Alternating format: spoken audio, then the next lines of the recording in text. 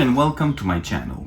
As you surely have noticed by watching the videos on my channel, I usually do not produce tutorials but rather inspirational videos.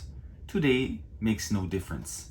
This is not going to be a fully detailed tutorial. I'm just going to show you my general workflow for this project as all my other projects. Before we move forward to this video, don't forget to hit the subscribe button and the notification bell. So let's dive in. Okay, let me show you. That's the goal. I want to build a Gunk Droid solar powered.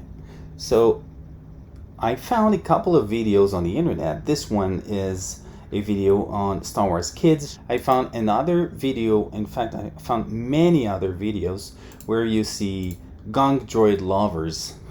This video is very interesting. I'm gonna leave a link in the description. So I want to build a Gunk Droid like this one. In the Star Wars universe, a Gunk Droid is kind of a walking battery. So if you need energy somewhere, the Gunk Droid will deliver the energy to you by walking to you.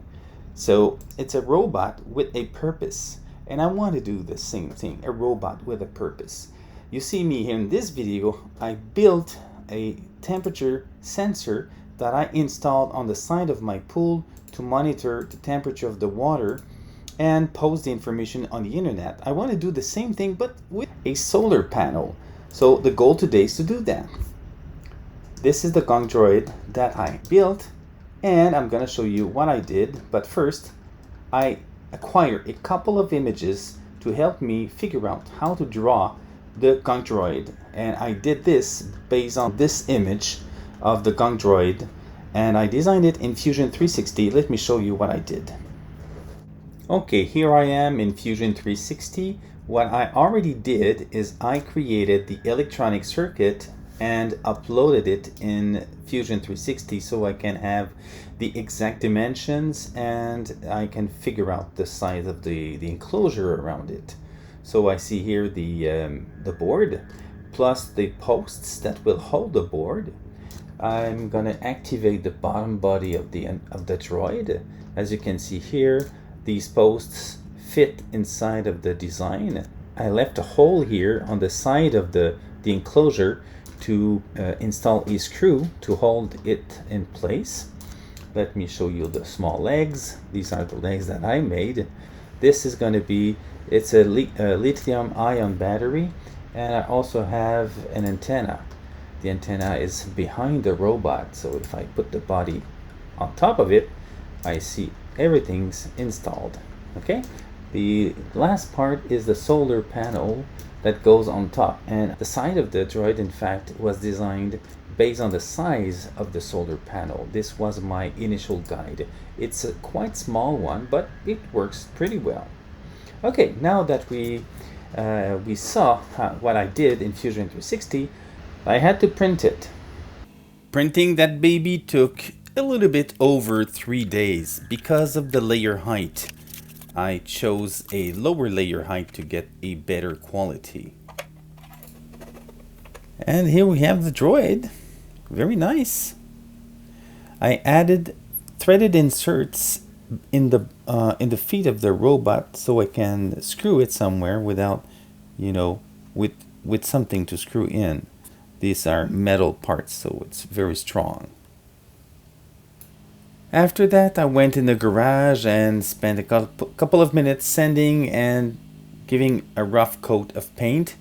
So I used rub and buff to finish the look of the robot and give it some life.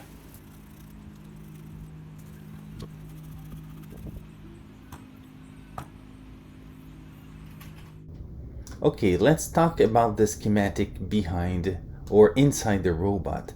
The first board that is very important is this one.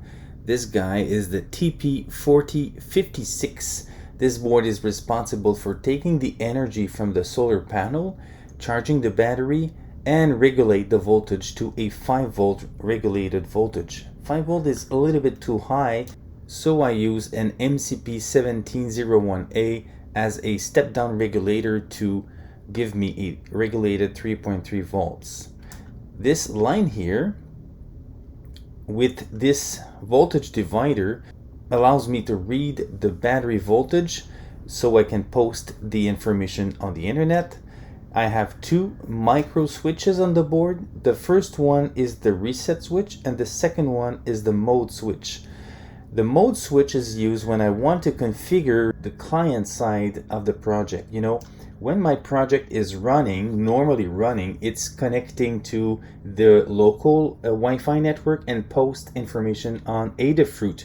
But all this information for the connection on the internal network and the connection on Adafruit must be stored somewhere. So I store it inside the EEPROM of the ESP07. But to configure this, I need a way to put the microcontroller in this mode. And to do that, I press the mode button, I hold it, and then I press the reset button for a second, and then release the mode button. Then when it boots up, the program reads the state of the mode switch and decide if it goes in configuration mode or in client mode. So that's why we have the two micro switches. I'm gonna show them on the small board. And when I press the buttons appropriately and I connect to the board, I see this web page that is stored on the board, and I can store all the information and press save when it's finished, and it's saved in the EEPROM. And the last part of the project, the most important part in fact, is the temperature sensor. I use a DS18B20, which is a waterproof sensor. So this is about it for the most parts of the electronic circuit. Now for the board, I place the components in such a way where I can access my two micro switches, the mode switch that I talked about and the reset switch that is right here. I have the two connectors, one for the battery and one for the power, and my other resistors are mostly surface mount resistors. I have my small regulator here, and that's it. This is the small board that you saw in Fusion 360. Prior to order a board, I always create a prototype using my CNC, and this is it. This is the prototype on which I loaded the code and tested everything. And once I confirm that this CNC version of the board is working, I can order it on the internet. You see the TP4056 board, it is over it. The microcontroller and all the components. If you compare with my thumb, it's a quite small board. It's a nice design. It's time to put it inside the Gunk Droid now. Okay, first I remove the antenna from the board and install it in the enclosure. Then I install the two posts and the board inside the enclosure. I tested to make sure everything fits. I installed a small plywood under the feet and passed the sensor through the bottom hole. I took a picture for posterity. Here's the picture I took. Very nice. I love it. Okay, let's continue.